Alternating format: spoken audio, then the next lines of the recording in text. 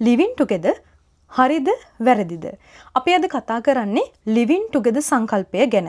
ඇත්තටම සයිකොලොජිකල් විදිහට අපි බලනකොට living together සංකල්පේ පොඩි ප්‍රශ්නයක් තියෙනවා. මං එහෙම කියන්න හේතුව ඔයා ටිකක් හිතලා බලන්න. ඔයා ඩ්‍රයිවිං ලයිසන් එක ගන්න යනවනේ. එතකොට ඔයාට සිද්ධ වෙනවා ට්‍රයල් එකක් පෙන්වන්න.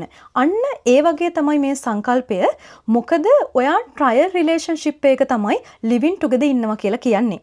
එහෙනම් මෙතන ප්‍රශ්නේ ආරම්භ වෙන්නේ ඔය දෙන්න කොච්චර කම්ෆර්ටබල් විදිහට කොච්චර ආදරෙන් හිටියත් ඔයාලට තියෙන ගැටලුව තමයි ඔය දෙන්න අතර කිසිම වගකීමක් නැහැ.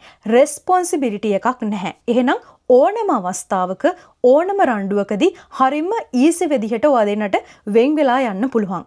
එහෙම වුණාම ස්පෙෂලි ගර්ල්ස්ලට මම මේ කතාව කියන්නේ ඔයාලට ලොකු වේදනාකාරී අත්දැකීමක් එකතු වෙනවා. මොකද ඔයාලා හරිම සමීප විදිහට හරිම ඉමෝෂනල් විදිහට ඇටච් වෙනවා වගේ පාර්ට්නර් එක්ක. එහෙම වුණාම එයා ඔයාව දාලා ගියොත් ඔයාට නැවත යථාර්ථයට එන්න ගොඩක් අපහසු වෙනවා. ඒක නිසා ප්ලෑන් කරනවා නම් living together concept එකට යන්න අනිවාර්යයෙන්ම ඔය දෙන්න අතර සීමාවන්, ඔය දෙන්න අතර අපේක්ෂාවන්, ඔය දෙන්න අතර අනාගත බලාපොරොත්තු ප්ලෑන් කරලා ඒ ගමන යන්න කියලා මම ආරාධනා කරනවා.